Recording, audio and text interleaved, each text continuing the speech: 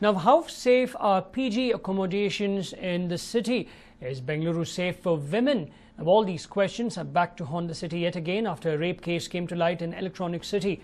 A 23-year-old woman from Jharkhand who works for a leading software company was allegedly raped by an unidentified man at knife point at her paying guest accommodation in Electronic City police station limits in the intervening night of Thursday and Friday at around 3.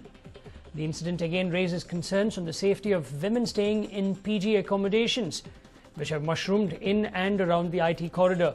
Police say the girl was said to be alone in her room on the first floor of the building and was fast asleep when the middle-aged stranger entered. Police say that the man awoke the girl, brandished a knife and threatened her with dire consequences if she screamed. He then raped her. Now, forcing her to give him the rupees 1,000 which she had with her, he took the money and then fled. As of now, police say that the victim had tried to overpower the man and suffered an injury to her right hand during the scuffle. She is said to have told police that the man was talking in a language which she did not understand. She has been staying at the PG accommodation for the past 2 months and shares a room with another girl who works on the night shift. Now, what really happened was that before leaving for work, the victim's roommate would lock the door of the room from the outside and throw the key into the room. The victim would use the key when she awoke in the morning. In her statement to the police, the victim claimed that her roommate had forgotten to lock the door before leaving. However, the roommate, who was questioned by the police, claimed she had locked the door as usual and thrown the key inside the room. Now, the victim underwent a medical examination at St. John's Hospital.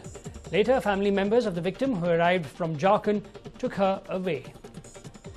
There are about 40 other women staying in other rooms on the same and upper floor of the building. Police say none of them heard anything that night. The person who runs the PG stays on the ground floor and has told the police that he was awake the whole night because his relative's child was unwell.